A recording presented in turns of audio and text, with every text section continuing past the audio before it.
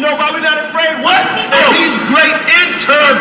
Turn was destruction. Y'all think he come back in all peace? You got another thing coming. So we don't even, you know how we, well, brother, we ain't marching saying yes we can. No justice, no peace. Go!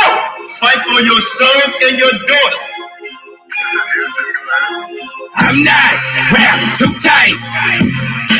Got 400 years on my back. I'm angry dog. I'm black like that. Won't contact with you whites.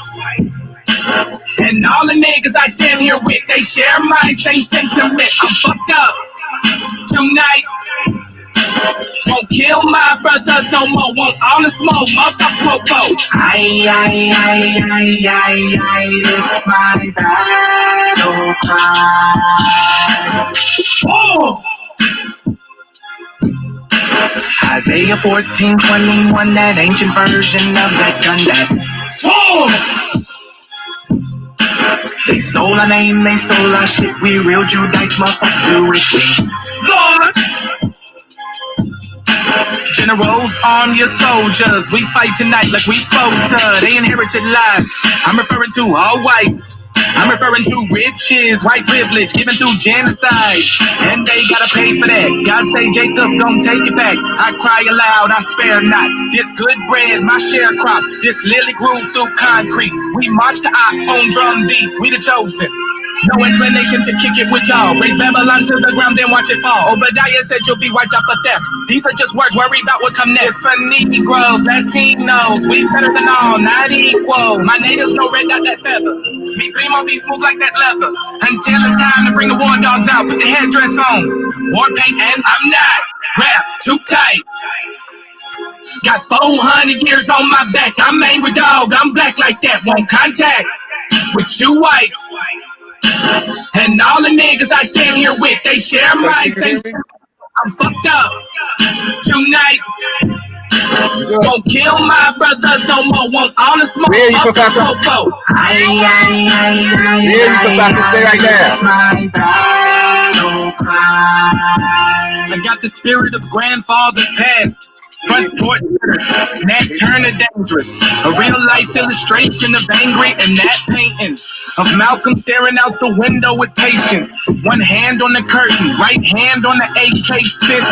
47 rounds, all to bring down Satan. Same way Abel was killed by Cain. This will be an introduction from the fuck shit into the fire. Probably join the list of artists who died before they retired. Most High said I'm higher. Sire will never spit a line aimed at my kind that's meant to uplift.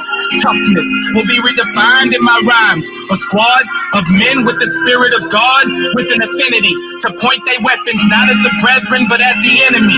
Khaki colored kids, baptized in the flames of combat fashioned. In the trap we escaped, our fate was to be great and noble. Moses reincarnate, so be hopeful and know I bring word from me and know to Pharaoh and right up let my people go, cause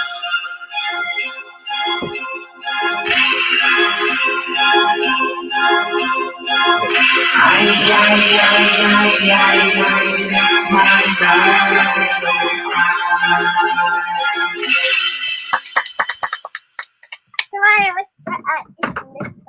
All right, Israel. Shalom. Most High bless. Thank y'all for tuning in to Sunday Night Fire, even though it was a little earlier. And yes, finally, it's here. We have the Professor Lee Cummings in the building, as we promised y'all. A historical moment for Israel, a powerful interview we're about to have. And we have another scholar, our brother, Yochanan, the Israelite traveler, and of course, our scholarly brother, Yehuda, Ben Israel. So thank y'all for tuning in. Go about your business. Go ahead. Thank y'all for tuning in to FOPE, Sunday Night Fire. Shalom to the family. Most High bless. It's QANATH Yahawashi, the elder of FOPE, and we welcome our brothers on the panel. I don't want to be too long because I don't want to waste the time of all the information this brother's going to give you guys. We'd like to thank you for coming on the program this evening. It's been a long time coming. We had a lot of technical difficulties, so we apologize to everybody for the technical difficulties, issues. A whole lot of stuff came up. Most High bless we here. So again, thank you, Professor, for coming on the program today. Introduce yourself. We would like, my first question I was ask you, just get this out the way. Let's start, man. Let's get it started. Let us know about Professor Lee Cummings, the man, if you can do that in 5 minutes or 10 minutes. Professor Lee Cummings, the man, before we go into the scholarships, the book, the teaching, and everything. So we can know about the man first. Can we do that? You know, I'll just give you a little synopsis. I got a bachelor's in accounting, played pro basketball in Australia and Venezuela, had a trial with the Bucks. Woke up one day and the Most High put it in my heart to write books. And I wrote, that's when I started writing. But I had been doing research for about 20, 25 to 30 years. So that's a quick overview of who I am. Hallelujah, hallelujah. We're going to have the other brothers ask you some questions here. Like I said, your books, you got Who Am I, the Negro Question, the 5 books of the law, the Negro Questions, 1, 2, 3, just keep on going on and on and on. Sorry? In fact, Kodaf, I have 2 books of my brother Lee Cummings. I highly recommend, if you can, get this book right here, the annotated and illustrated Bible, Holy Bible, right here. This is Lee Cummings' book right here. This is an excellent book of Bible that I highly recommend. Yes, we hear you. Yes, we hear you. Yes. But I highly recommend that you folks get this book. So I'm going to let you have the floor for a few minutes, Professor. Say whatever's on your mind, and then we'll get to some questions for you. And we'll try not to make the questions too easy for you.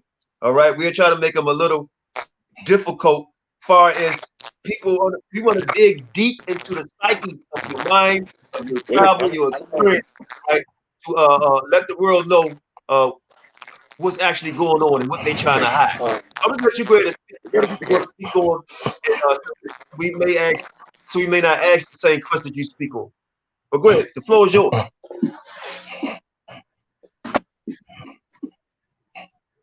Okay, now this is the thing. What we're currently doing, the new project is this. I'm in the midst of I'm in the process of creating a Paleo Hebrew dictionary, and what that is you'll be able to go into your Bible, pick a word out in the Bible, go back to this Paleo Hebrew dictionary, and you'll be able to see it in the original Paleo Hebrew alphabet. You'll be able to take this same dictionary and go over to a stone still like the Dead Sea Scrolls, Kilimut still, Moabite still. You'll be able to actually translate what's written on these 3,000-4,000-year-old stones using the Negro Question Paleo Hebrew dictionary. That is the new project. Other than that, got a new book coming out called Anaki Israel. So it's like really 2 major projects that I got on the table right now. So would this be the first black, so-called black? Unless you guys have questions, you have to. If you have questions, then we could, we could direct. Hey, come. Okay, let me say something real quick. And pardon me. Go ahead. No, I'm gonna say something real quick, and I'm gonna turn it over to Yehuda, and then you know what? The first dictionary was published in 1604. Mm-hmm. I don't think that. I think this. Go ahead. No, late. Go ahead. I think your feedback or something's going on because you're getting my questions late. No, but go ahead. The first black Hebrew book. Go ahead.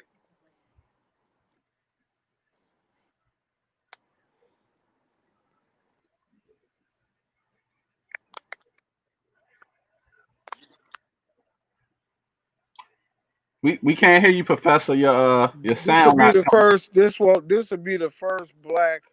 This will be the first. It doesn't. You don't even have to associate a color with first, but this will be the first Paleo Hebrew dictionary that the world has ever seen. What about now? Can you hear me now? Yes, we can hear you. Go ahead, Elder. Man, we're gonna probably have to maybe I'll try to come through my laptop. Y'all want to pause this for like maybe 5 seconds? Let me see if I can come through the laptop. Maybe well, it'll be a little better. You can try your laptop. We still going to be on the show. Just come right back on. Like we still doing, because we got other scholars on here, so it don't matter. You can try to come through on your laptop if you want to do that. The show still going on. This will be the first Paleo Hebrew dictionary that is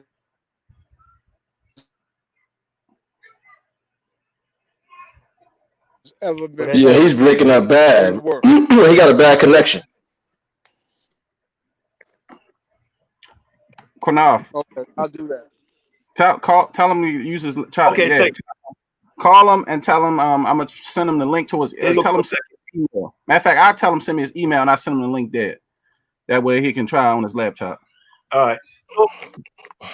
Okay, good. So he went into this goes back to my brother Yochanan, Eric. He's talking about the first Paleo Hebrew.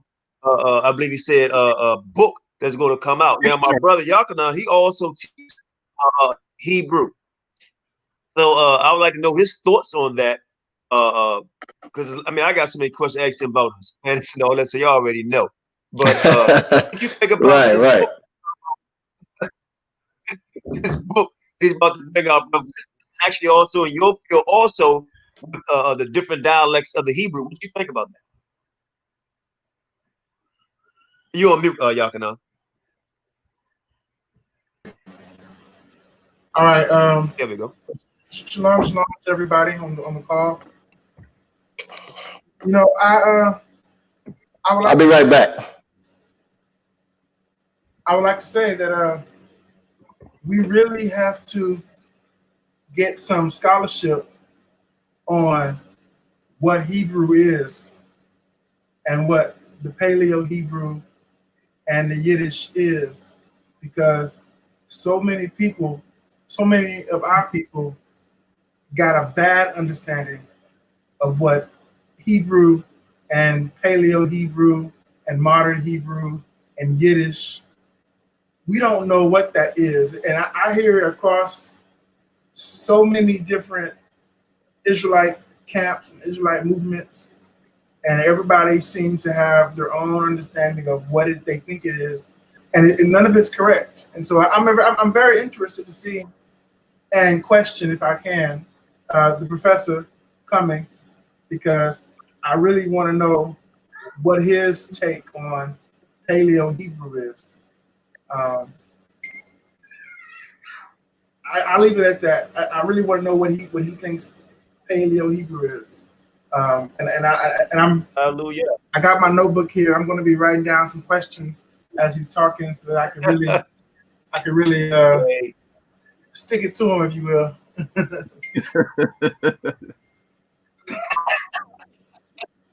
All right, that's what we want, right? We want. He told me that. He said that's what he want, and he, like I said, has a lot of information to bring out. Let me say this. Let me remind who my brother is. Brother, you can give a brief background. We like to call you the Hebrew traveler. You know, give everybody a brief background of who you are, so everybody can also see. We have also another scholar in his own rights, my brother Yachanan. Go ahead. So, what can I say, man? I've been part of this movement for 18 years now. You know, I feel like an old man sometimes in this. So the reason why they call me the traveler is because in 2018, I decided that I was going to move to Africa. I had gone to Africa twice before, in 2016, 2017. I had been to Israel twice, and I was really searching out the movement on different continents, trying to make sense of, you know, where I was and where it was, and you know, trying to really get a lay of the land. You know, in the book of Joshua, Joshua sent spies into Jericho before he went into Jericho, and so I went into Africa looking for, you know, some direction. And when I got there in Kenya, I was in East Africa. I've never been anywhere else in Africa but Kenya. But when I got to Kenya, I was able to see, Hebrews in Kenya living under the same curses that Hebrews live under in America. And so when you have Hebrews that talk about Hamites and who the Africans are versus, the 12 tribes of Israel, you have to be a lot more specific when you talk to me, because I've seen a Hamite and I've seen a bunch of Hebrews that we can call Google scholars, and they'll get on Google and they'll find these pictures of women with their heads covered, and they'll say, oh, these are Hebrews. And then they'll go Google a picture of an African with tribal scars on his forehead and say, this is an African or a Hamite. But the reality might be reversed, because I've been in places where those women will take those things off their heads and remove their hair, and their hair goes down to the floor, and it'd be straight black, like a rope. You know what I'm saying? And so you really have to get beyond the whole, I call it like the One West type of compartmentalization of the movement, because that is not based on science or observation. It's based on theory, and having theory is great, but having theory without facts is just conjecture. And we have to elevate the level of scholarship that we're doing if we're going to make this movement legitimate. And that's the problem. And that's why I commend people like the professor, Mr. Cummings, and others who focus on genetics and scholarship and linguistics, because we have to go beyond the level of scholarship that you see thus far, and we have to be as uniform and as diacritical as those Gentiles are about the things that they profess. I see the professor's back on. I'm going to relinquish the mic to the professor. No, you don't have to. I'm listening. Who's this? Well, that's well, let me say this real quick. Yehuda, you trying to get on? No, because I actually want you to finish up a little bit too. Like, hold on. I want him to. I want you to finish, because Professor, before you left off, and this brother is very, very, very diverse in Hebrew languages and stuff. So, and he's we call him the traveling Hebrew, and he's actually went to. If you can explain it real quick, we're gonna let the professor come back to his interview, so he can also know who he's speaking to. Go ahead. Are you able to hear me clearly? Yes. Okay. Now we know that ever since 1947, 1948, those Gentiles that's in Jerusalem, who everybody think is Esau, they showed up with a square script called the Masoretic script. That is not Hebrew.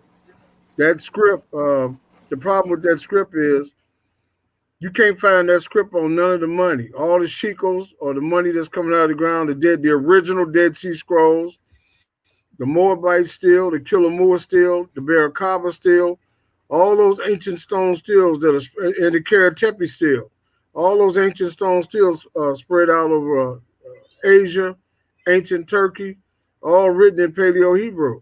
In fact, if you go back and look at the Roman Revolt, 70 AD, that the coinage is written in Paleo-Hebrew.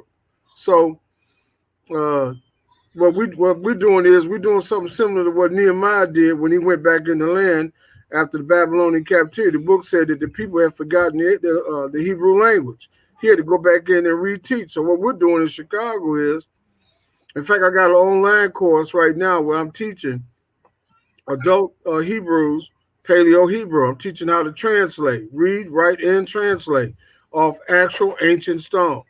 So in order to facilitate this, and to make it easier for anybody to want to learn how to read and translate, I came out with that dictionary. And that dictionary is going to probably hit around September 15th, September 3rd, the end of the month. You'll be able to take that Paleo-Hebrew dictionary, walk over to a Dead Sea Scroll or one of these other ancient artifacts, and be able to actually translate without a teacher being present. You won't be 100%, but you'll know enough you'll be able to translate enough off of a sentence to know what the scribe was saying. I need two. That's what we're doing, man. It took 8 years before the Most High gave me the code, but it took 8 years to break that code. And so I'm saying that I'm not trying to glorify, magnify the work that I'm doing. All I'm simply saying is the people in Jerusalem, that alphabet that they have, you can't use it to translate nothing that our fathers wrote. That alphabet is only 900 to 1,000 years old. It does not work. It's like that alphabet is like taking your house key and sticking it into your car ignition. It won't work. So that's what you got on your hat, Brother Shasham. Yes, that's the alphabet. Right. So that's what's happening. It's not even personal. The modern block script that they use is that block script is not this. You can't. It's not good for nothing but traveling around Jerusalem. Okay. That's all it's good for right now. You want to go back and translate your father? So when can we expect to see this book? And how can that actually help us? Now, I get that question all the time, and my response is this. What you're going to find on these ancient stone stills is the Most High established a witness in the earth. The first witness was the scripture on scroll and leaves, right? If the Gentiles were to burn every Bible in the world, the same story has been etched in stone in Paleo-Hebrew. So these stone stills are time capsules. Not only are they time capsules, but they're also what? They're a witness that what was written in the script is actually true. Because these time capsules, these stone stills, tell the same story that's in the Bible. Interesting, ain't it? Oh, it is. They bear witness. These stone stills bear witness to the scripture. And that's the reason why the Gentiles never taught you Paleo-Hebrew. That's why everybody keep telling you it has no value. It has no value, but they're paying millions of dollars for the artifacts that are written in this alphabet. But they keep telling you it has no value. Okay. So here goes another one. I've been hearing a lot of noise about this ancient text in Puerto Rico. And they saying this is proof that Hispanics are Israelites because they wrote this ancient language. So I'm just about, because we know from my studies, and if I'm wrong, please correct me, that when we came out of Syria, we were speaking, what was we speaking of? Aramaic Hebrew. Aramaic. But what is Aramaic? So I'm trying. What is Aramaic? It's the sister language to the it's all one and the same. That's a play. See, the Gentiles, they slick. It's a play on words. Aram, A-R-A-M was the son of Shem, right? So they took his name and said what? Right. It's Aramaic, but it's really what? It's just Hebrew. It's a play on words. Jesus spoke Aramaic. Right. Wait a minute. He spoke Hebrew. Aram was the son of Shem. That's why they call it Aramaic. It's a scam, right, man. Well, I noticed. So what is this? To the Aramaic language, and they changed some of the dialects, the Cyrillics of like when they put the Most High name in there, they'll just use two Y instead of using the whole tetragrammaton, like in the box script, like how his name's spelled out in the box script. Right. They would just use two Y's instead of spelling the whole name out in the earth. Yeah, but if you go back and look at the original, you go back and look at the ancient manuscripts, the original text. His name is spelled Y-H-W. His name is actually spelled Lamid, Y-H-W-H. But I think it was in the book of Jeremiah when the Lord said, they said, stand stand away from us, for we are lords ourselves. If you go back and look at the original script, all the elders had Lord in front of their name. Lord Abraham, Lord Isaac, Lord Yaqub. You know what I'm saying? Lord Moses. They all had Lord in front of their names. And Yahweh had Lord in front of his name. That's the reason why they scratched Yahweh and just left the word Lord in, because they have respect for the name. It's just like, you know, you got a father. You don't call your daddy by his first name, do you? No. This is how our elders felt about Yahweh. Okay. Excuse me, Lord. Yeah. Got you. That's powerful. So, the dictionary, they'll be ready for purchase in September. Oh, go ahead, Konath. Yeah, I'm thinking September, man. What'd you say? Yakin, I know you got a question about the language. Yakin asked about the language too, because this is up his alley also. Go ahead, brother. Yes, Professor, I wanted to know. Well, first, I hate to call you. I hate to keep calling you Professor unless you prefer that. I don't care, man. Hey, just don't call me late for lunch. When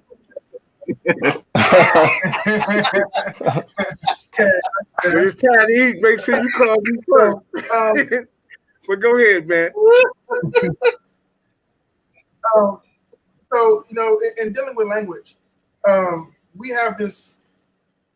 We've given life to this thing called Lashawan Kodash, and where they say like all of the letters of the alphabet are Abba, God, Da, and so forth. What are your thoughts on that? What they're saying is true. Each Hebrew letter is followed by the letter A. So you got Alif, Alif, Bet, Alif, Gamil, Alif, Dalet, Alif. But this is the thing. The English, there's no such thing as the English language, because the English language is what? The Hebrew alphabet. I've been saying that for years. It's not there's only 6 letters in the so-called English alphabet that's not Hebrew. Which ones are? It's E, the letter E, F, I, J, right, U, V. So you got 6 or 7 letters that are not Hebrew. But everything else is what? That's it, the so-called English alphabet is pure what? Pure Hebrew. And the reason why there's no such thing as the English alphabet is because when the barbarians overran England, Britain, Wales, Scotland, and England in 449 AD, they already had an alphabet. What is a barbarian? A barbarian is somebody that doesn't have a what? An alphabet. They didn't have an alphabet, and they know it to be true. You run into one of these scholars, you bring that to their attention, they'll tell you the same thing. They'll say, you got a point. So the English alphabet, Aleph, is really Alpha. Now, you know the book of Genesis says I'm Alpha and Omega. Alpha and Aleph is the same word. Right. So are you saying that in the Hebrew language, there are no other vowel sounds in the Hebrew language? The Ayin, you familiar with the Ayin? Ayin, A-Y-I-N? Well, that's how they spell it. Yeah, yeah. What you call the letter O in English. The Ayin. Mm-hmm. The Ayin is really the all-purpose vowel in Hebrew. Why? Because it could be A, it could be E, it could be Y or I in translations, and sometimes W. And then the Aleph, the Yod, right? So you have, but the Ayin itself, if you know how to use it, is your all-purpose vowel. No, if you know how to translate. The question I'm asking is, for instance, in Spanish, if you look at the vowels in Spanish, you have A, E, I, O, and U. That's what I just said, though, Elder. When I said what I'm telling you is the Ayin does that for Israel. Okay. What the world calls the letter O is really the Ayin. But if you know how to translate, the Ayin is when you translate it is all the vowels. All right. So the impression that a lot of people share that everything in Hebrew is like the wada or shalom or palm, everything has an A sound. That is the false. Is that what you're saying? Say it again. The impression that a lot of Hebrews have that there is no other vowel sound but ah. Everything is ah. Like todah would be tawada. But that's impossible. It's impossible if you and I take it that you're a scholar. If you got the alif and the ya, and you got the an, you know that you have what? You got vowels.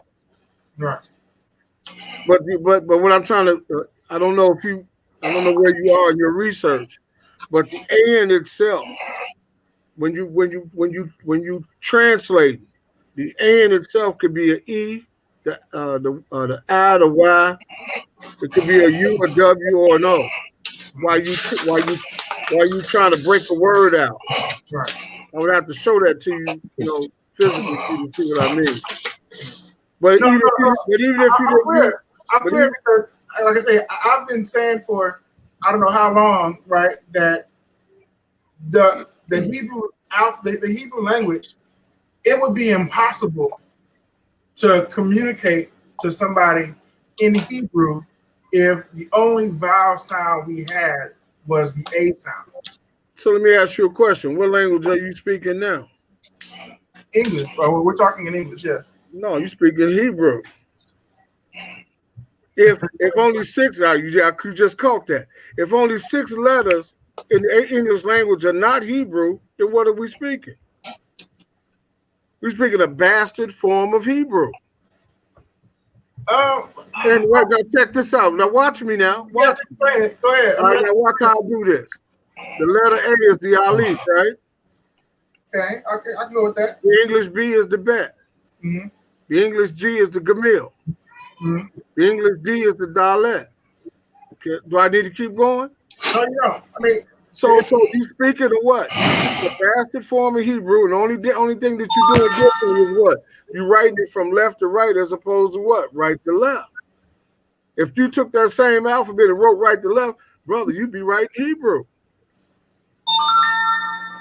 Well, that is an oversimplification, I think though, because for instance, the Hebrew alphabet is the Phoenician alphabet, the Aleph. Yeah, but the Phoenicians were Hebrews. Who got that? That's fine, but what hold on 2 seconds, and I'll give you the floor. But what came first, Phoenicia or Judah? See, when you start looking at issues in terms of history, you got to always go back to a timeline. Mm-hmm. Abraham was around 2000 BC, 2100 BC, long before there was anything called Phoenician. There was Abraham the Hebrew. So the Hebrew alphabet was with our father down in Egypt when Joseph went into Egypt, Jacob, down in the wilderness, and the formation of the kingdom. We gave the alphabet to the Phoenicians, who gave it to the Greeks, who gave it to the Romans, and then it spread out throughout the world, and it became bastardized. Because there was, in ancient history, the ancient Greeks wrote from right to left.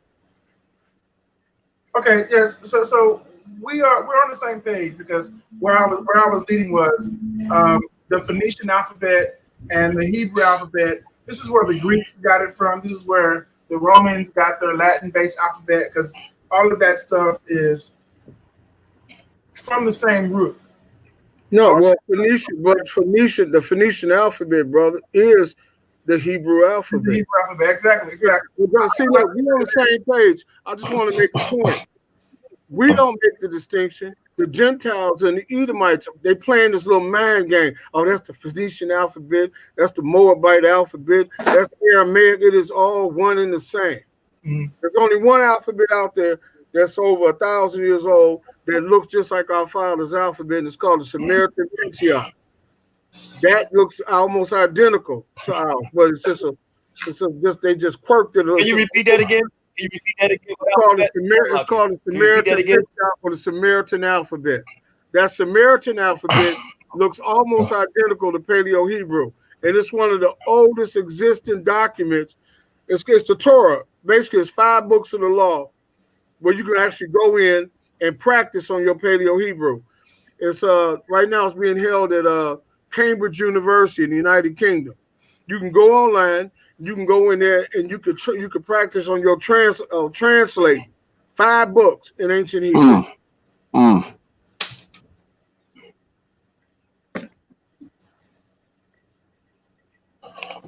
Okay, let me say this. Y'all can. I remember last time you program, we said in English. Well, actually, you said something in Hebrew. I forgot what it was. You were saying that's what the professor is saying.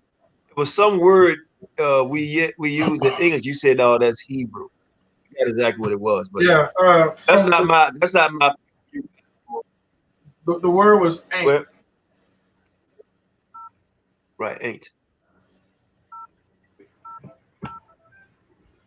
You enlighten Cummings on that, yes, sir.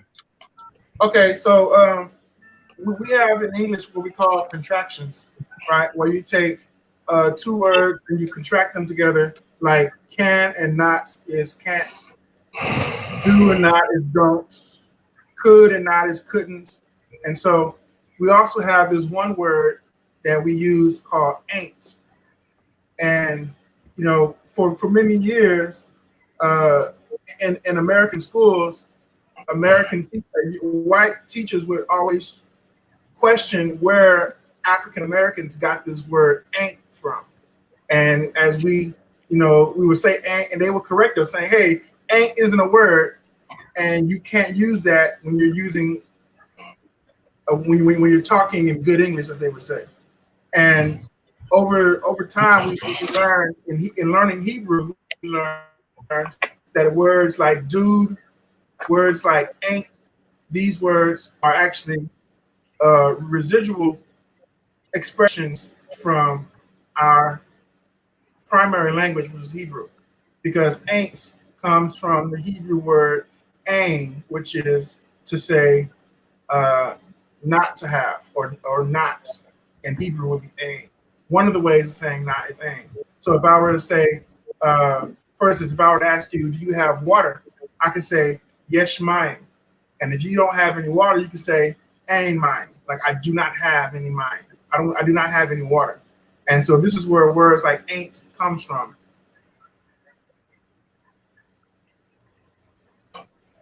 Okay. All right. Okay. Professor, you want to finish up before we go into another topic? I have a question for Cummings, Professor Cummings. First of all, I would like to say I have your Bibles actually. I have one right here. I highly recommend anybody to buy this book right here. Excellent. I have a question out of your book actually, Cummings. This is volume 1 in the Holy Bible, right? On page 426.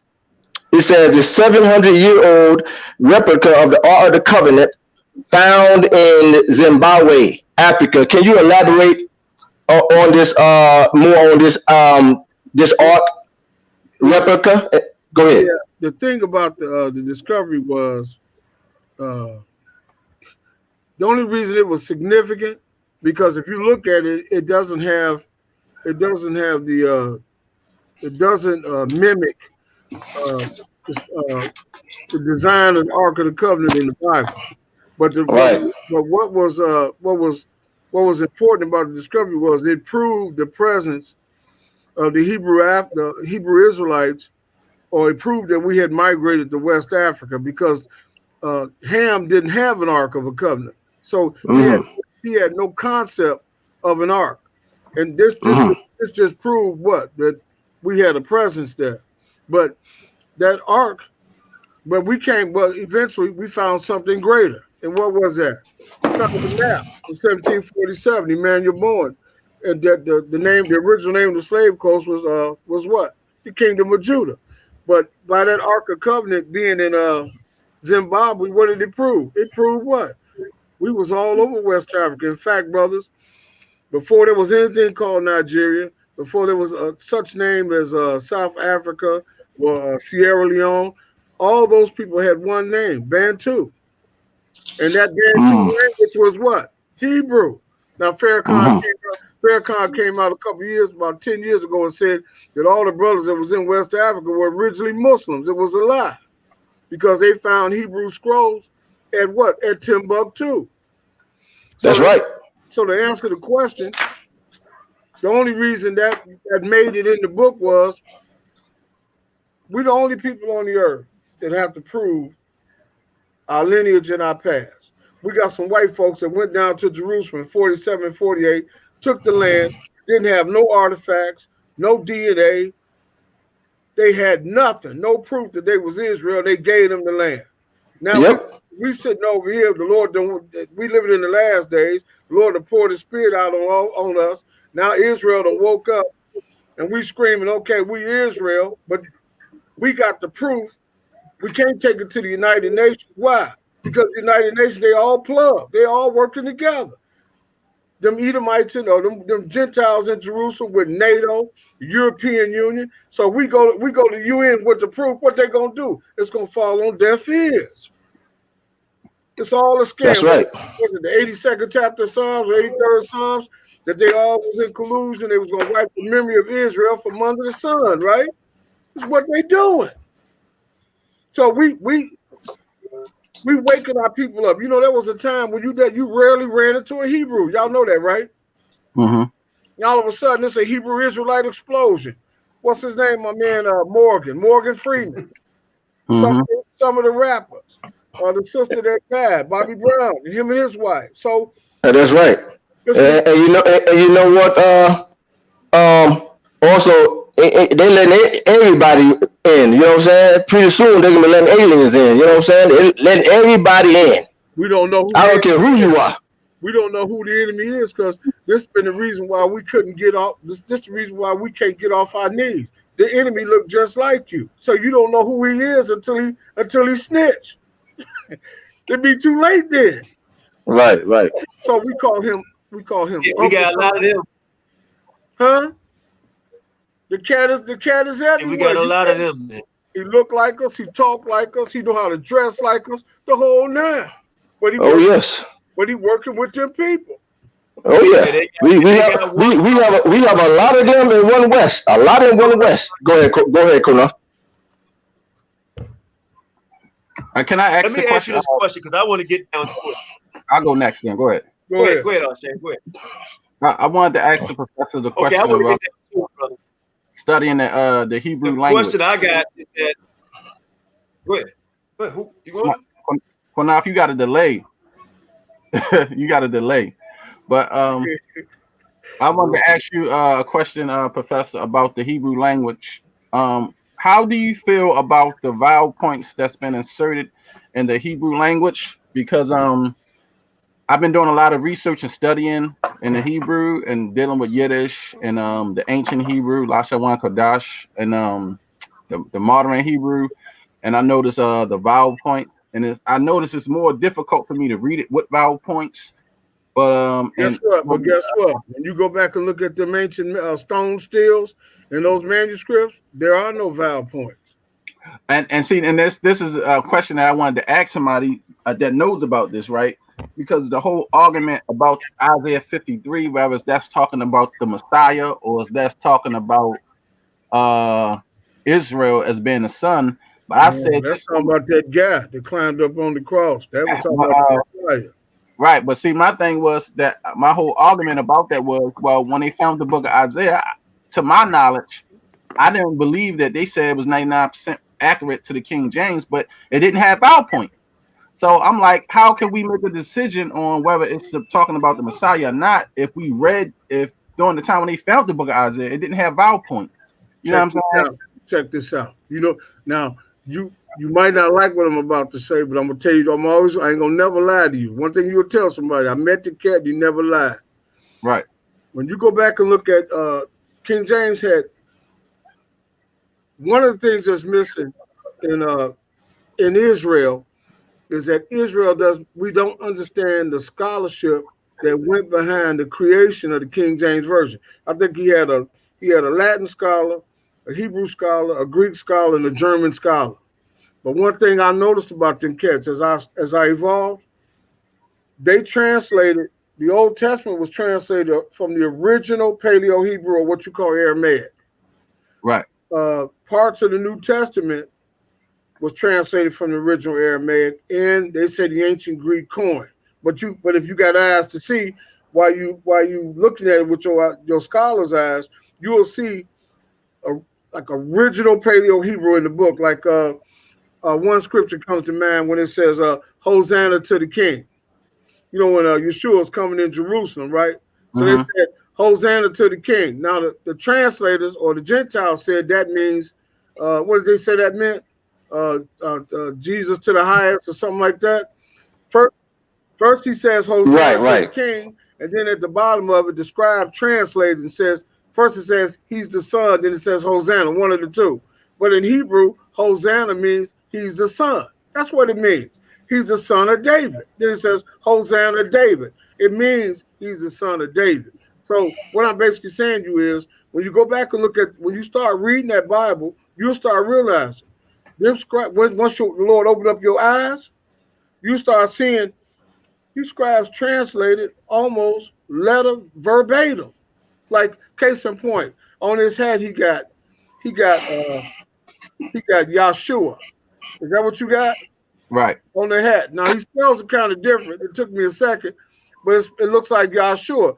He has the Y. I was looking to see if he had a mistake in his spellings. I was going to crack on him. He got the hey in there. You know why the hey is in there? The hey represents what? The noun. Whoever this individual is, that word is telling the reader that this is a person, place, or thing. So now, when I see the hey, it's a guy. It's a noun.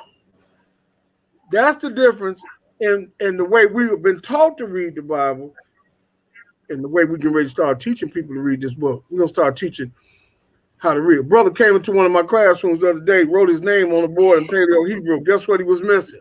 He was missing a hey. I said, brother, your spelling is smooth. I said, well, you missing this. Because now I know as the reader that this is a noun.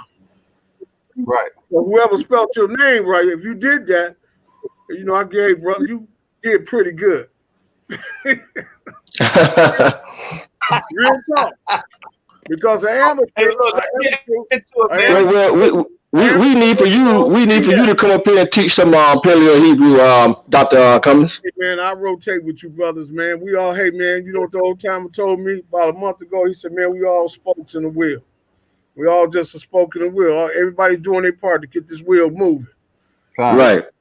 So I'm not trying to push an agenda. I gotta get to it. I gotta get to it, Professor. I like bringing smoke to the room. I know the brother want to ask more questions about the book, but I gotta bring this smoke to the room, man.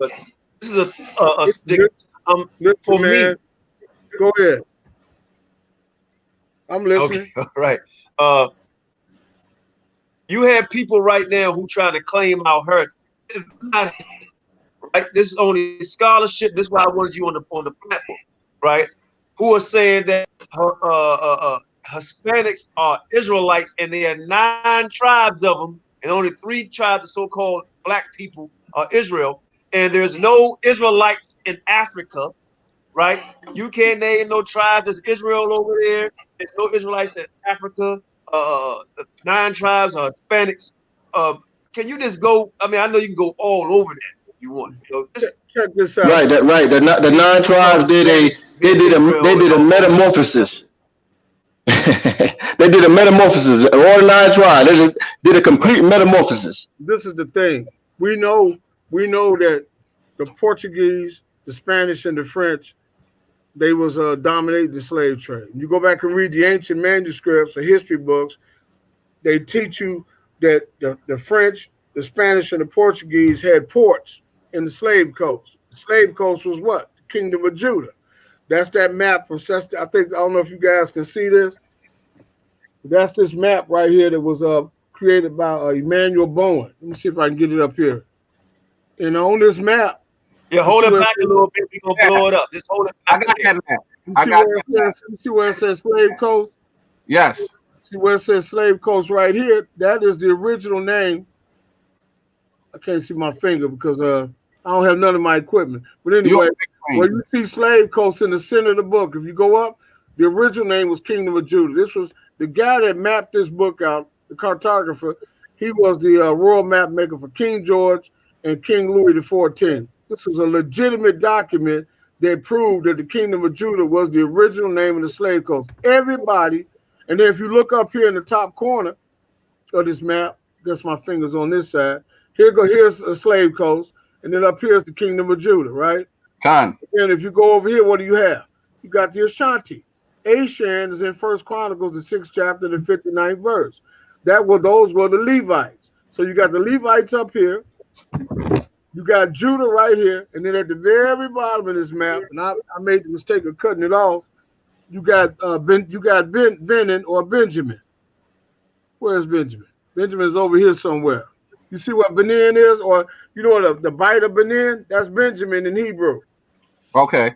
So you had the three kingdoms. You had the three kingdoms situated in West Africa. They knew this. They knew as early as 1747.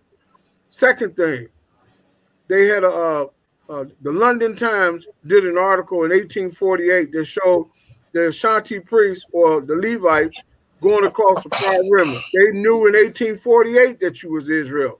Now to get back to Elder QANATH, the Hispanics, there are some Hispanics that are Israel, but those Hispanics that are Israel look just like who? Us. So if they look like us, you can ride with us. If you don't look like us, forget about it. The only reason we're saying that is because of what? The Portuguese, the Spanish, and the French had dominions in where? In Mexico and all in that region, South and Central America. We ain't got no problem with that, but you got to look like us. Exactly. That's who their forefathers are. So Spaniards. We got no problems with you. Professor, exactly. If you don't look like us, you gotta be just like Ezra and Nehemiah and them. We need to look at your pedigree. Everybody, Professor Cummings is an official member of F.O.P.E. He teach what we teach. I feel what I'm saying, right? What we teach. Right. Yeah. We ain't got no problem with nobody because the book say Israel is a speckled bird. But remember, Ezra checked them. He checked their pedigree. He said it was some that thought they was claimed to be Levites in the book of Ezra. He checked their pedigree. Right. He said he couldn't find them in the register, so he put them out the priesthood. So, Professor, can I ask you a question too? Right. Another thing has been taught that I was going over with another elder and a sister mom we was looking into, that they was claiming that the tribe of Levi is the Haitians today. Like the Haitians, they are the tribe of the Levi priests, according to They can't be. You know what? I would like you to touch on it because I was taught that coming up in One West, and now since I've grown in the truth, I realized I was like, no, I don't think that they can't be. Who they serve? They make. What did they make? What is the national religion of Haiti today? It's voodoo. Voodoo. So how can he be? How can he represent Yahweh? He can't. Exactly. He might be in his ignorance because he could be Israel, but he looked like him. Well, it's exactly right. And see, and the reason why I'm bringing this up because I visited the Dominican Republic, and they're my brothers, man. And I had the chart with me when I went there, and they told me the island was inhabited by Taino Indians. And I was like, well, according to the chart, Taino is the so-called Ephraimites, or Puerto Ricans. They supposed to have been that inhabited by that island. Right. So back then, I already knew when I was doing footwork and research, I was like, wait a minute, something ain't right with this chart. Because they was telling me different things when I got to the island and showing me the gods of the Tainos. It was like the statue-looking thing. And I'm like, what the hell is this? I'm like, they was worshiping this? So I already knew then the Most High was showing me like something wasn't right. And a lot of stuff that I was taught from One West wasn't correct. But and also Shawsham, the Levitical priest They were the teachers. They were the ministers. So who do they teach? They didn't have nobody on the island to teach. Right. But if they was Levi, they would have somebody. There would be a teacher still left amongst them. You know how the Most High, he said in the testimony that it cannot be that a prophet should perish out of Israel, right? Right. The Most High ain't gonna do that to us, because he no matter how bad we are, he still loves us. He gonna keep a teacher somewhere in the midst, because he don't want to condemn us. He trying hard not to condemn, but we making it real hard for him, man. So them brothers in Haiti right now, I don't know what to say about them. They don't look like us. And the Lord is starting to show me. I know that you can start looking at some of these. Everybody that's in the hood is not Israel. Hey, Cornell, what did I say 2 weeks ago? I said all those people in Haiti, they are not us. Because when everybody in New York, in the Bronx, in Chicago, in the ghetto, they black, but that don't mean they Israel. You know why?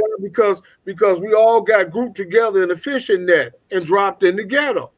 You know, the Nigerian, the brother from the Congo, the brother from Sierra Leone, the brothers from Ireland, the brothers from Barbados. We all got dropped in one big net. So we all growing up on the same block, and we all in our mind thinking, hey, that's a brother. He's just black. He ain't one of us. Right. And you start looking at them cheeks. Let me chime in for a second. You ever notice, brothers? I was walking my wife sometimes. You look like Snoop Dogg.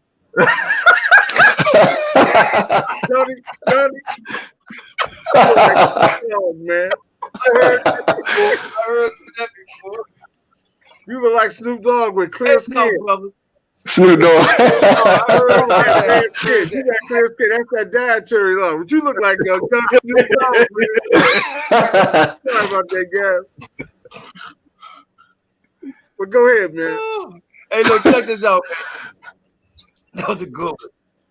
I used to be walking my wife, right? I say, I really love our people, right? You know, when you wake up, I woke up in like the Black Panther, or the Muslim, all this type Black Power thing, this raised. That was just me my whole life. Right. The Most High awakened me. And I still love my people, right? I love every black person walking in America. I just do. But then I said to myself, I said, babe, something ain't right. I said, what? I said, the Most High people, yeah, we destroy Lacanage, like the scripture say. I said, but some are just a little bit off about some of these people, right? I said, you look at us right here on this platform, right? Our behavior, our spirit inside a little bit different than folks. I see some people out here, right? And this is why I try to tell people, for me, I don't deal exactly always with colorism, or I don't prefer. I don't like to somebody call me a racist, but if you do, I love my race. Right. Some of these so-called black people don't act like the children of God. They're just barbaric.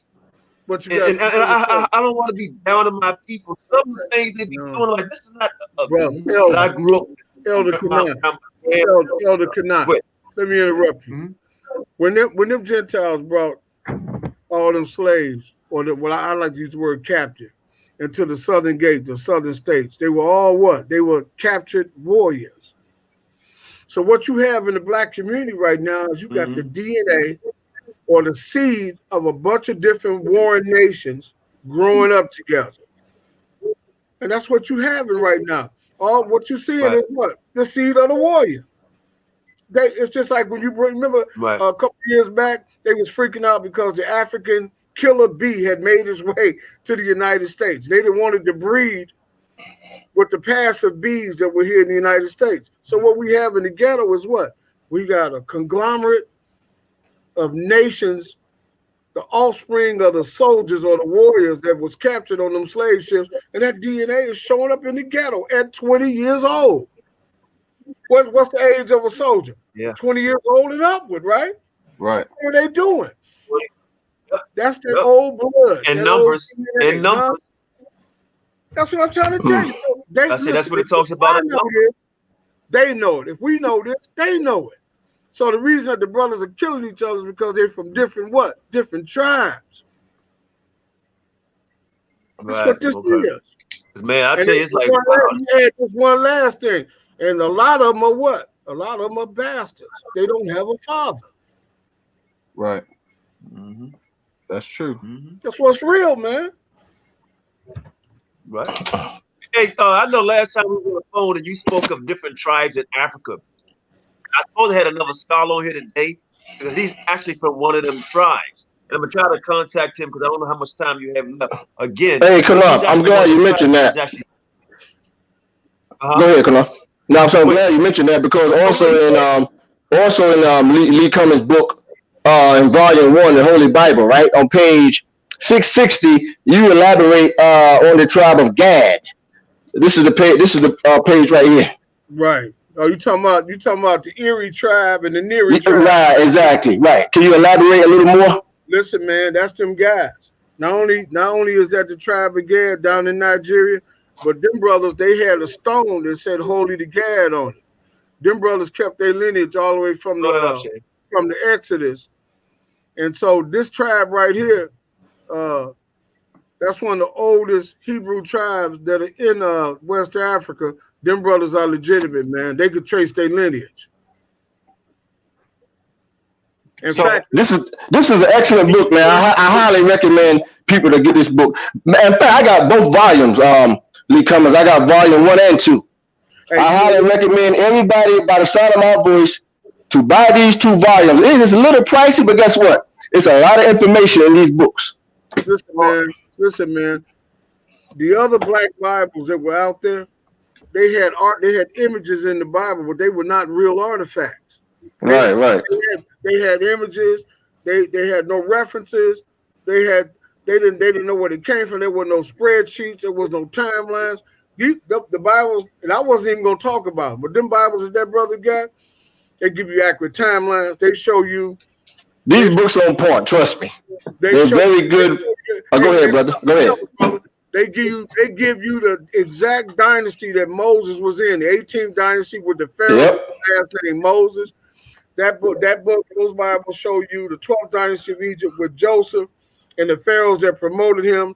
All the artifacts are there. These white folk they was making statements like this, QANATH and Yohanan, or is your name John? Yes. Yohanan, that's John in Hebrew, right? Correct. Well, check it out.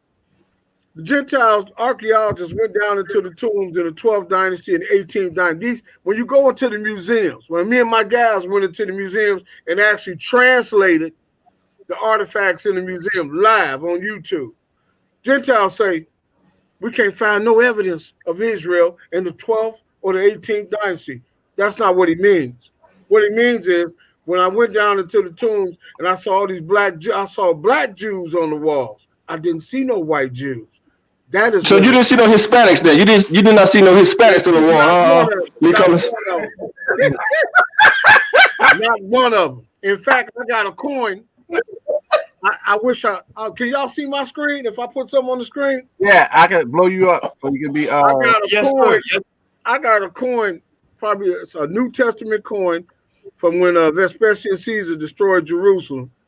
Mm-hmm. Where you want to share a screen, Elder? You can share. Let me do it again. I'll show it to you. It's a rare coin, but it shows a black Hebrew Israelite. You want to share the screen? I ain't got time, man.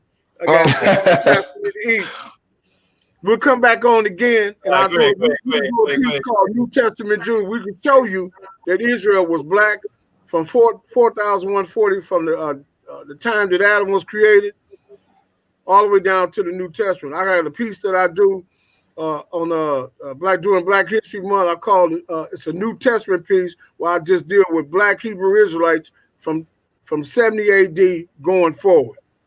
And it's cold, man, because it's the latest research with all the references.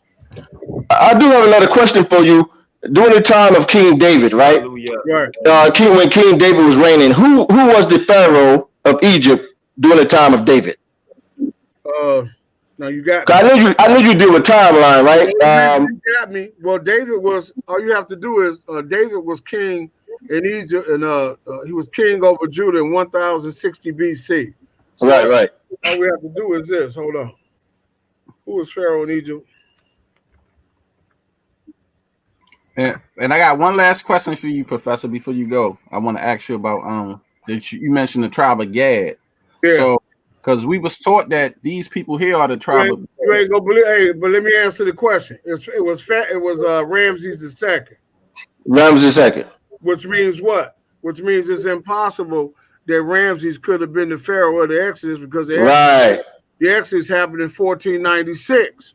Right, exactly. Now elaborate on Moses. Moses being from the dynasty of Tutmosis, etc. So, hold on. The thing is, that's the 18th dynasty of Egypt is the only dynasty, and I want y'all to quote me on this. It is the only dynasty on earth where all the pharaohs had the last name Moses. You see that? Moses, Ka Moses, Tutmosis 1, Tutmosis 2, Tutmosis 3. So I got a question for you scholars. Is Moses' name Egyptian or Hebrew? Egyptian. That's right. So guess what that means, brother Judah? That means we still don't know that dude's name to this day. Because if Moses is not a Hebrew name, what was his name? We don't know. Right. All we know That's is right. his Egyptian name. That's right. So, Professor, you know what? When you think about that, how could we know when you read the biblical text? How could we know when you read the biblical text, right? Because all we know is he had to say he was adopted by the Pharaoh with the last name Moses. Look, if you don't believe me, go back and read Chronicles. And you look at the descendants of Levi. Not one of them got the name Moses. I'm gonna hit you with something else. And did nobody else in the history of Israel name their child Moses? You can't find that name nowhere in the lineage. That's right. That's right. Nowhere in the Bible. That's a good point. Because that's an Egyptian name. It is not Hebrew. So, Professor Lee Cummings. So these are not the that's one of the guys. So he's not from the tribe of Gad? I don't know if he's Gad, but if he got fringes on, he's Israel. The American Indian, one thing you notice, if the American Indian, if he had on fringes, he was Israel. Why? Because only one nation on the earth wore fringes. That was who? Israel. That's why the Seminole Indians, that's Israel. That's Simeon. But if they got fringes on, who are we to dispute? Well, because we was asking because you have different types. Well, let me say this. Mongoloid, and we know you have the Mongoloid Indians, and then you have the Negroid-looking ones. Did they have who had on fringes? Well, there's a lot of them that wear fringes, but some are. You have a lot of. But if they ancient and they had on, well, fringes, let me say this. You got to ride with it. I'm glad we. Let me go with that. Let me go with this. I respectfully disagree with that one because when you look at people over in Israel Lee or Israel Lie, people in China right now who wear fringes. You got Hispanics right now who wear fringes. I like to call it culture vulture or leech. A lot of times people take on other people's customs. They take on our music, they take on our clothes, they take on a lot of different things. Not saying something like it can't be. We can't deny a proselyte, man. If the cat keep the law, and he keep the feast days, then we can't deny him. But what I'm saying to you, I'm gonna say this, and I gotta go.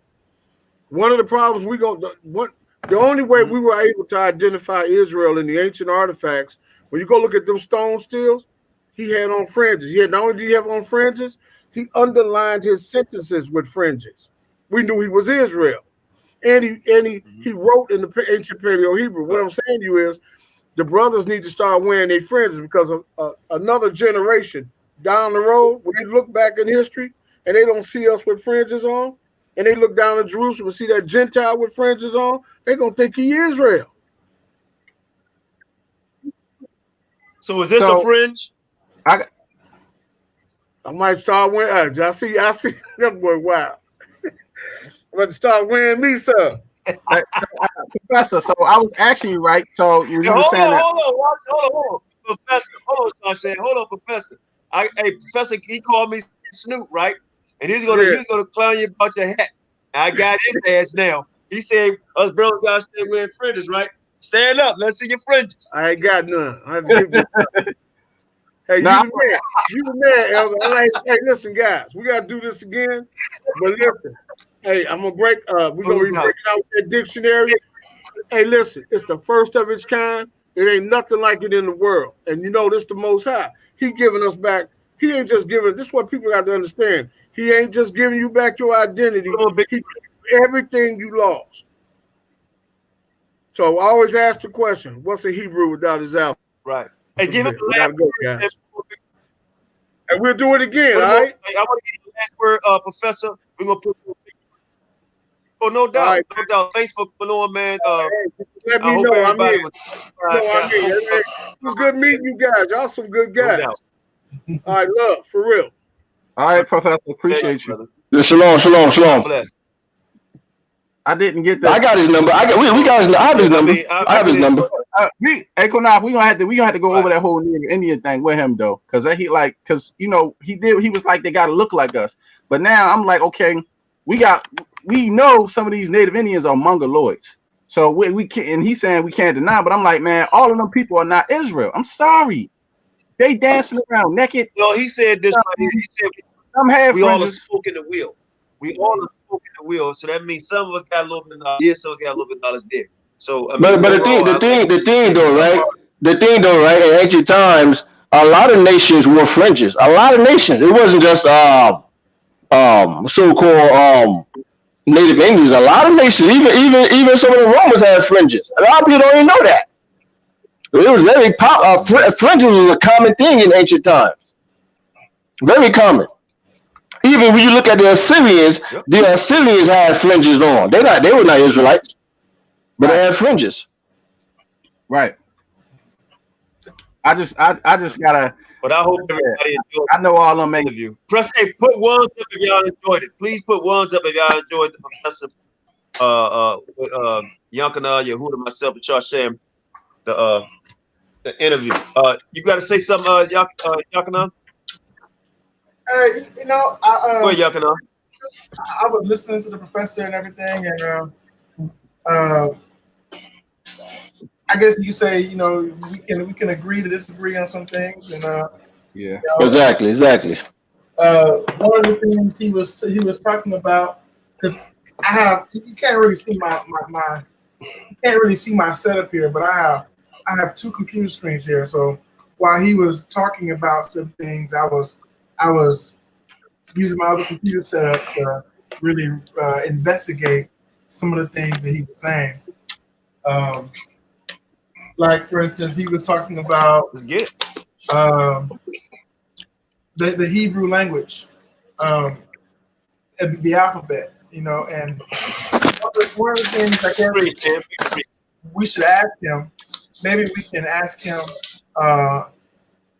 you know, in an email or however we can ask him, is how does he get the sounds for the Hebrew? And let me put it to you like this: in language, because you know I'm a language teacher. In language, you have what's called syntax and semantics. Right? Languages have a structure, and when you look at Hebrew is what they call an Afro-Asiatic language.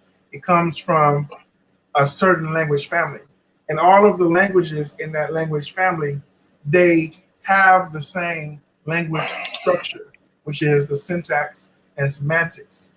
And so he has to show, or he should prove to us that the Hebrew that he's talking about has an Afro-Asiatic language structure. Because I could take Sumerian, or I could take Kiswahili, or I could take Amharic, which is the language of Ethiopia, and these Afro-Asiatic languages, they all have the same language structure, like Arabic. They all have the same language structure. They use different alphabets, but they have the same language structure. And so his approach to language, he didn't really get the chance to go into it too much. Maybe we didn't have asked the right questions. Maybe we didn't give enough time, but he didn't really go into the mechanics of language. And because I teach language, and when I say I teach language, I'm an English teacher. I teach ESL. I teach students that don't speak English how to speak English. You know what I'm saying? So because of my background in language, I have been able to learn Hebrew.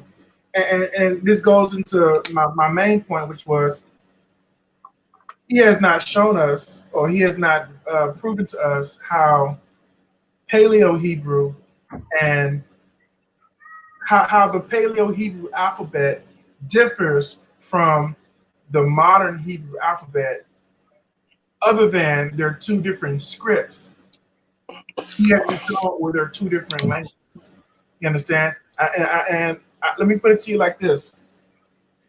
You could take modern Hebrew and you could replace the modern Hebrew alphabet with the Paleo Hebrew alphabet, but if you don't change the syntax and semantics, you change the script, but you haven't changed the language. Right.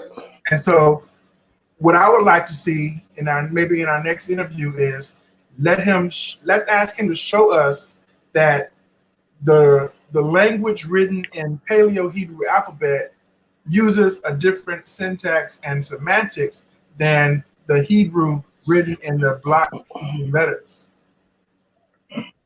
Because for instance, Sham has that hat on that has the 4 letters on it. Yod Hey Wahe. If modern Hebrew and Paleo Hebrew are different languages, I would not be able to change the alphabet to the modern Hebrew alphabet and still be able to read the language. That would be like taking something written in Russian and putting American letters on it, and it wouldn't lose any of its structure or any of its meaning. So if Paleo Hebrew is different from modern Hebrew, then it would not just be something as superficial as the alphabet. It would be something more semantical or syntactic about the language that makes it different. Right. Also, with Aramaic. With Aramaic, yeah, exactly. In fact, when you read the book of Isaiah 36 and 11, it says, "And then said Eliakim and Shebna and Joah," it says, "unto Rabshakeh, speak." They say, "Speak, I pray thee, unto thy servants in the Aramaic language." So when they was in captivity, they was asking the Assyrians to speak to them in the Aramaic language, because they no longer understood the regular Hebrew that they were speaking. They say, "Speak to us in the Aramaic language." Right. Correct. That's also in the book of Ezra. Ezra also. Go ahead, Akunath.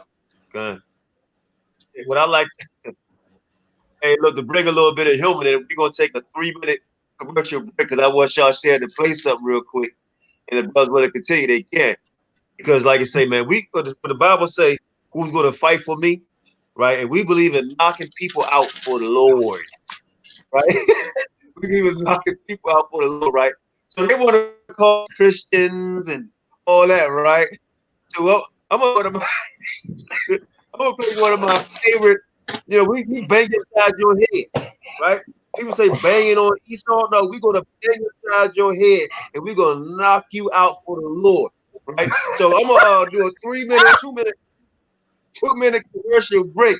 Y'all should play this video, because right now we knocking everybody out for the Lord in our Christian song.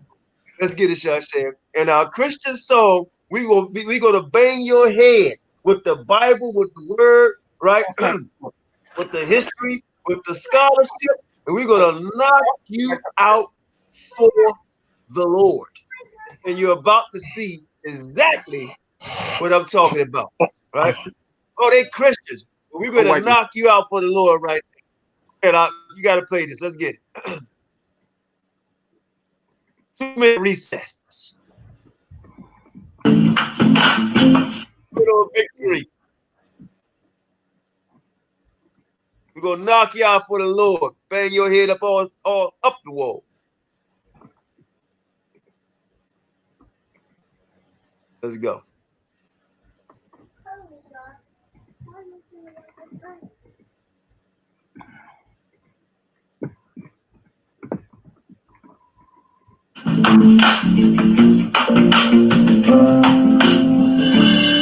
We know that this is one of your all-time favorites.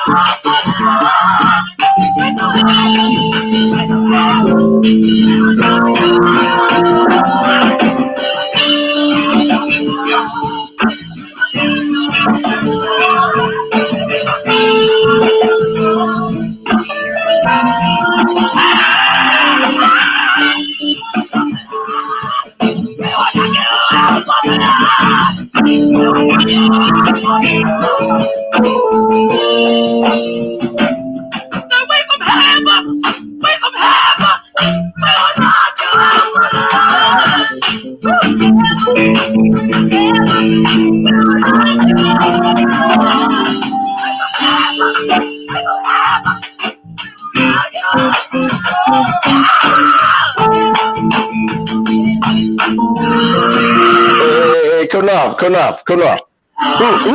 Hey, QANATH. Who is this supposed to be? Is this James Brown little niece?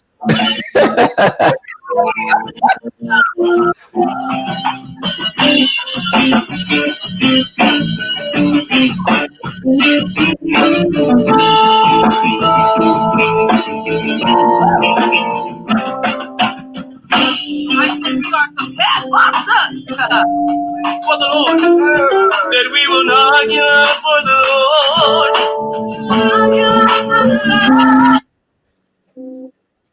All right, guys. Human there, man.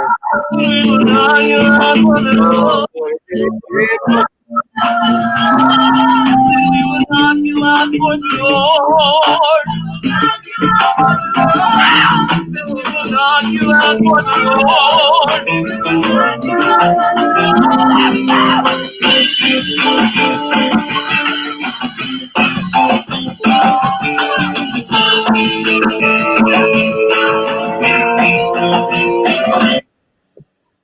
Woo. All right, brothers and sisters. I'll bring some humor into it, man. Get a little smile on your face. Get a little laughter going in there, man. They some head busters in James Brown style. Right? Yeah, so hey, look, there's some good questions you asked Hunter, because Hey, QANATH. It's interesting. Hey, I QANATH, can't you wait got to see this book, because of the stuff he taught. I can't wait to see this book, man. So all praise to the Most High, man. I hope everybody got y'all go ahead, brother. If y'all want to finish up or y'all want to go a little longer, we can. Yeah, you should make that song, right? With James Brown little niece singing, right? And knock you out for the Lord. You guys should make that your intro song. make that an intro song. That's funny, man. Hey, Elder QANATH, I just wanted to I wanted to say I wanted to touch on one thing that I just want to put this on your spirit, you and the brother Yehuda and Sham, because it's something important that we have to address as scholars and as leaders of this movement that we're in about language. Okay, and I say this from a standpoint of being educated about language. Okay, so I'm gonna use Sham for an example. Sham has this hat on, and this hat has the 4 letters, right? Yod Hey Wah Hey on it. Now, if you take this hat and you say that this hat represents Paleo Hebrew, what you're saying is Paleo Hebrew is a script. It is an alphabet. You understand? So if I were to go to the first book of Genesis, Genesis chapter 1, verse 1, and I were to take Genesis chapter 1, verse 1, and I were to write it using the Paleo Hebrew alphabet, what I have done is not write in Paleo Hebrew. I've just replaced one modern Hebrew letter for one Paleo Hebrew letter, and I have not created another language. You understand? Language is syntax and semantics. Language is the structure of how things are written. And people Hebrews who ascribe that Paleo Hebrew is the original Hebrew, they have not been able to produce any document showing me how Paleo Hebrew script differs from modern Hebrew script in syntax or semantics. They're just replacing one alphabet for the next. I got you. Secondly, people who say that Yiddish and modern Hebrew are the same thing, they fail as well, because when you look at Yiddish and modern Hebrew, they have two different syntax and semantics. Right. Yiddish follows a Germanic language structure, whereas modern Hebrew follows an Afro-Asiatic language structure. And so if you're going to say that Yiddish and Hebrew are the same thing, you might as well say that English and Tagalog, which they speak in the Philippines, is the same language, because they use the same script, but they have two different language structures. And that was one of the points that I wanted to get across to the brother Lee Cummings was, can you help me by showing how the Paleo Hebrew script also has with it a different syntax and semantic structure than modern Hebrew? Because if you're just replacing one alphabet for the next, you haven't really changed the language. You just changed the handwriting. Right. I got what you're saying, because that's like in the Jeff A. Bonner pictographic ancient Hebrew Torah I have. Mm-hmm. They use the script from the ancient Egypt, and then I have the Galasha One Kodash script Torah from the House of David. So I know exactly what you're saying, but you still they still use Bereshit in the same pronunciation as the modern Hebrew. Right. Right. I got what you're saying. What is your problem? Go ahead. Right. I got what you're saying for us. You speaking about the script. I understand exactly where you're coming from, because when I read the Yiddish, the pronunciation and the way that the words go in my Yiddish dictionaries and my my Yiddish New Testament, it's not written the same as the regular Hebrew or Aramaic New Testament. It's totally different. Right. And like before, Shan, remember the brother Yakana you've been on before. He's supposed to be the FOPE Hebrew teacher, right? So we still went on that first class, right? Right. We just supposed to be the FOPE Hebrew teacher. So I know this Corona thing going on, all the stuff been going on, man. Everybody been here and there. So most high will we can hook up and get some classes on there. If anybody is interested in different dialects of the Hebrew, you know, right now I know my brain can't take it, man. I'm already overloaded, you know. But some people probably, want to learn it. I definitely. Oh, he's gonna watch this. He's gonna watch this, and he's gonna hear what you said. So I'm pretty sure he probably going sooner than So definitely. You who's great, brother? You get the last say. We're gonna close it out, man.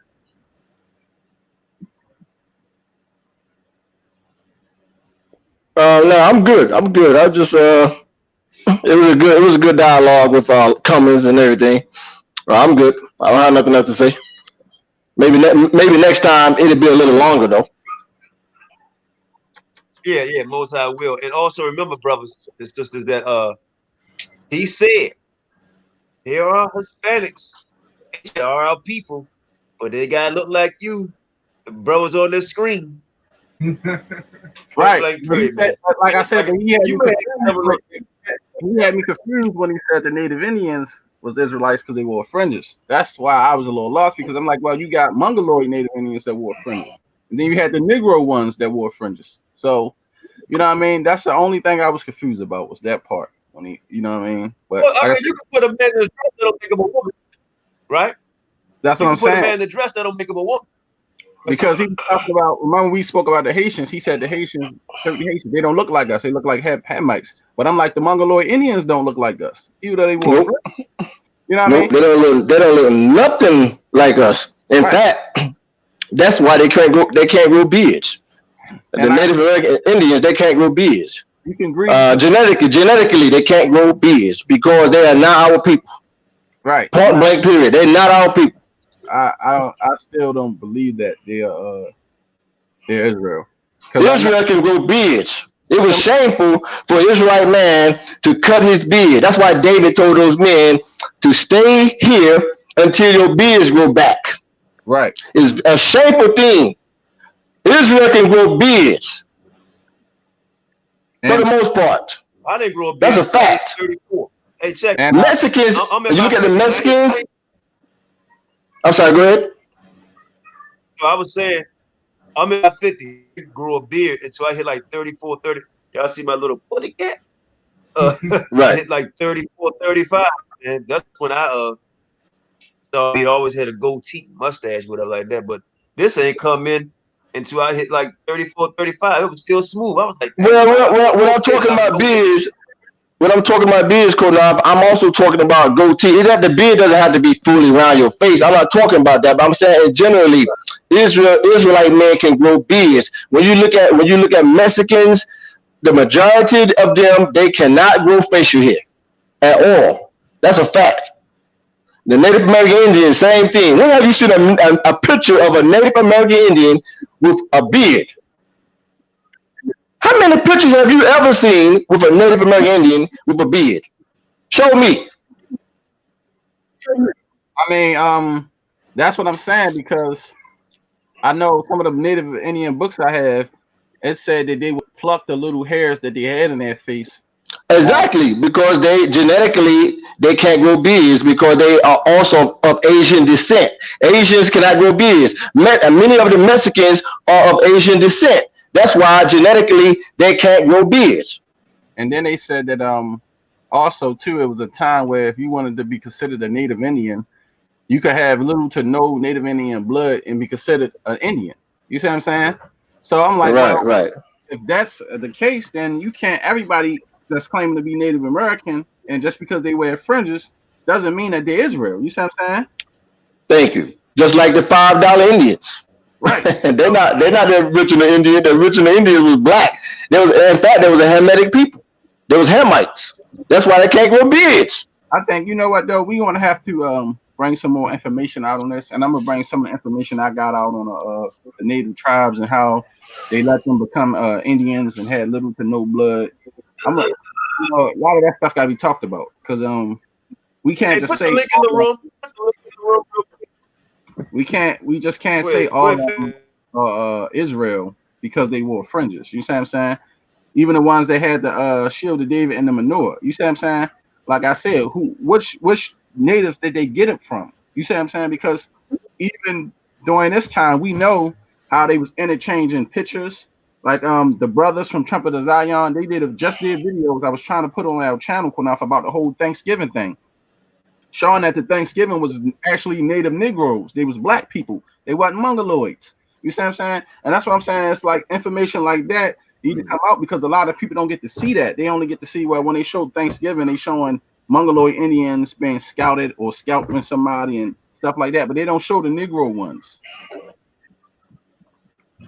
Right. I see the brother, his name from the Igbo tribe. and you say, damn, I can't grow a beard. Let me say this. I don't know if you're Israel or not, but let me say this. All black men ain't gonna grow a beard all the time, but we talking about a whole not all, right, not all, but we're talking about overall, right? 90% of Mexicans and Native Americans cannot grow beards. That's a fact. Right. Well, we know the beard. Have some brothers and sisters may not have some brothers who can't grow a beard fully, or it takes, like I said, mine didn't come in. When I say come in, I didn't have nothing right here at all until I hit 34, 35 years old. Right? And I think Shawshan, when you and I met, I don't think I had no I just had this right here, right? Yeah, you had it was patchy a little bit. I didn't have that. All I had was this and a little bit of peach fuzz when you met me, remember? I didn't have all this. And it grew out after that. But I didn't have none. Yep. I didn't have any either. So I couldn't grow a beard myself. Right. You see what I'm saying? Right away. Right. It took me a longer time before my facial hair came in. Some people, it takes time. And you may not grow one, but overall, we grow beards. Just overall. Exactly. That's all I'm saying. Overall, exactly. As I said, overall, the majority of Hispanics, not Hispanic, Mexicans and Native American Indians, they cannot grow beards. That's a fact. Right. But they supposed to be Israelites though. But they can't grow beards. 90% of them, really. Right. Shalom. Exactly.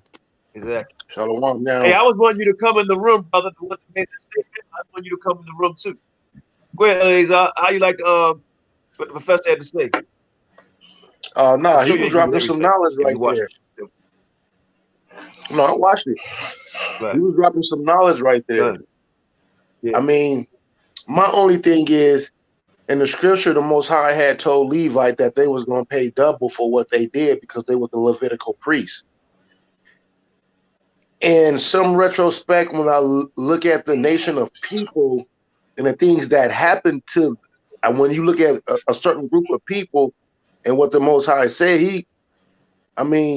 Haiti is paying double for everything they do. You feel what I'm saying? They having earthquakes. They can't even, keep nothing over there going for real. You feel what I'm saying? Every time they get their economy up and running or everything start going good, they have another earthquake and shake it right back down.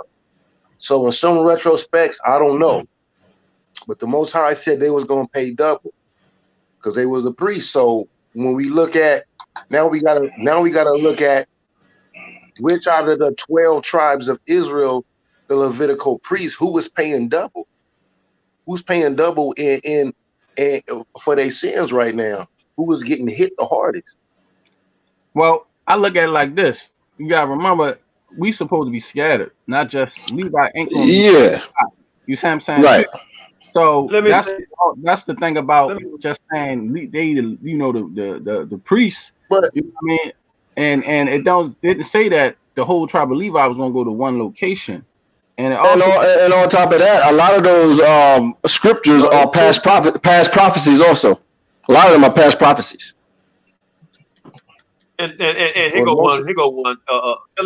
You're right about that, but watch this. Ain't nobody suffering harder when it comes to the earth moving than the island of Fiji, right? Or the Filipino islands over there. They get typhoons, earthquakes, mudslides. No, but I don't know how many times a year, man. 200,000 people dying almost every year from that stuff. Right. I'm not saying it can be Israel. What I'm saying, I don't think they Levi. I think some of them over there are Israel. But here's my thing, though, I'm not sure. When I was mentioning like paying double for their pittance, I wasn't just talking about the earthquake. I was talking about the Clintons and all the rest of the right ringers that go over there and just rape that country too. They gotta pay double. Right. It's double. So you got the Clintons, you got the Zero Halliburtons, you got all these people going over there raping that country of their minerals and everything else they can get out of that country and doing them people horribly wrong. And them people, as soon as they try to get their stuff back together, they have an earthquake. So I mean, I'm not saying, and Shasham, you're right. The Most High did not say that they would be in one concentrated area. You understand me? That is another true fact. He said they would be scattered. You feel me? But he didn't say how they was going to be scattered. He just said they was going to be scattered. But that doesn't mean it. But when you scatter something, that doesn't mean it's not going to be certain pockets of them in certain areas. Because you scatter them to the 4 parts. So if he scattered us, it's a lot of Israelites in America. So in one retrospect, we like one pocket, but they saying that is 2 tribes on that island. The Dominicans and the Hades are 2 different tribes. Now, if you look at America, it's the same thing over here. It's a highly concentrated pocket of Israelites in this country.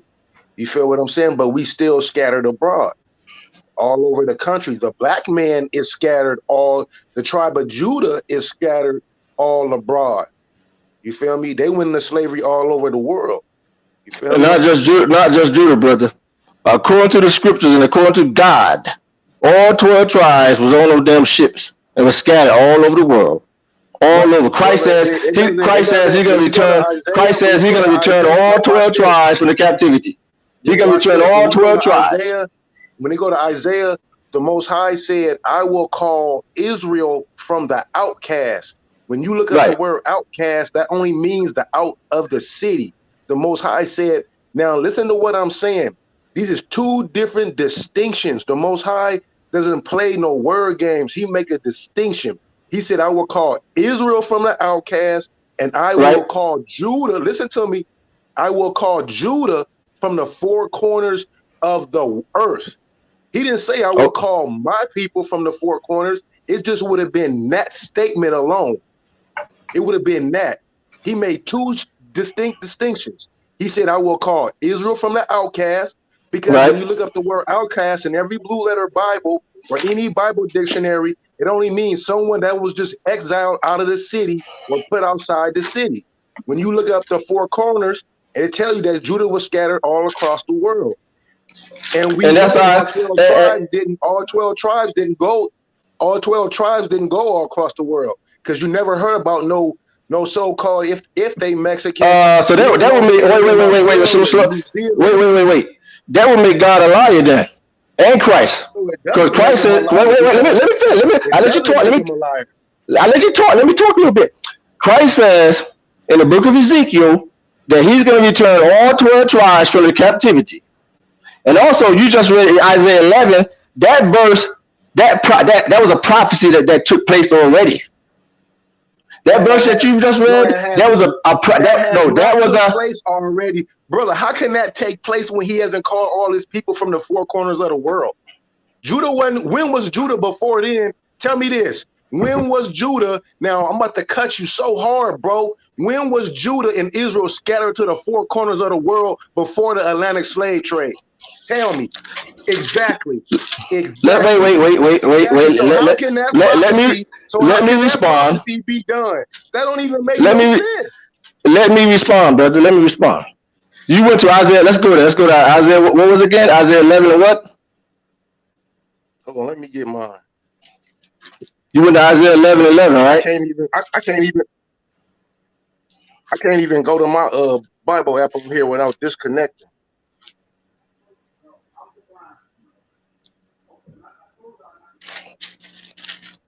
You went to Isaiah 11, and where you go again? It's one of them in Isaiah. I can't get it right now, because if I do, I'll disconnect, because I got my Bible app. I ain't got my Bible with me. Because sometimes in the scriptures, when it says 4 corners of the earth, it's not talking about the whole planet. Listen, brother, there is no because. You just said that already happened. There was no. That happened. Yeah, there was a past prophecy. Listen to me. There was nowhere in history that the Israelites were scattered to the 4 corners of the earth. You understand me? Before the Atlantic slave trade, there is nowhere in there. That's nowhere in history. That's nowhere in Bible history. That is a future prophecy that is going to go on now, because Judah is everywhere in the 4 corners. So where you going to go? You going to Isaiah? Palestine. You want to talk about going into Palestine? You want to talk about going into Assyria? He said the 4 corners of the world. Now, Tell me one part in the scripture where Judah was at the four corners of the world before the Atlantic slave trade. They all were shipped off. Tell me one scripture. So wait, slow down a little bit. You going to Isaiah 11, right? But you know what? You just quoted Isaiah 11. You quote Isaiah 11. Why you keep asking me that, bro? Isaiah 11. Bro, I just told you I don't have my book. I just told you I don't have my book with me. Let me say let's start. Let me say this right here. I start. Go ahead, Kodath. Let me say this real quick. When we talk about Judah scattered or Israel scattered, at the end of the day, I think we all scattered. We're gonna have different opinions. If I could just, I mean, when they say scattered and I think it's Isaiah. We're talking about Isaiah 11. Talking about Isaiah. Yeah. What's this here? Yeah. Isaiah 11 is what it's talking about that. Because when we look at the actuality, do we really know what tribe we come from? We say Judah. And then if we say the other 11 tribes are scattered, then we need to be able to pick them out all over the world. Well, they still in the same place. And then if we say Judah's scattered, then if Judah's the only one scattered, then Judah must be the biggest damn tribe because everybody that look like me is scattered all over the damn place. And then it's more than that means Judah is bigger than all the other 11 tribes that's in not only that. Judah wasn't no small tribe now. Judah wasn't no small tribe now. You feel what I'm saying? And then on top of that, just go ahead. No, where you go? Just based on what you said, that is true. But then you got to look at it like this. We've been multiplying since then. The Most High still had told us to multiply. That was a blessing on us. That's why we were still humping through slavery. We were still humping on the slave ships. They even said it. The Most High put that on us. Right. Hold on. I don't want this to go off topic. I feel you. The title of the show was dealing with Lee Cummings. But we can always come back on and do another show on this topic. I'm at my people's house right now. Yeah, I'm at my people's house. So it's like, I ain't got my Bible. I'm at my people's house. Chill. All right, hallelujah. I don't want this to run into off topic what we just got finished talking about. You understand? But yeah, so we can always jump back on and talk about that a little later, man. I'm not going to do that on this. Yeah. All right. That's no problem. All right, Sam, you want to go ahead and close it out? Sam? Yeah, I'm about to close it out. Yeah, go ahead and close the show out. For coming on. Appreciate y'all. Most High bless. All right.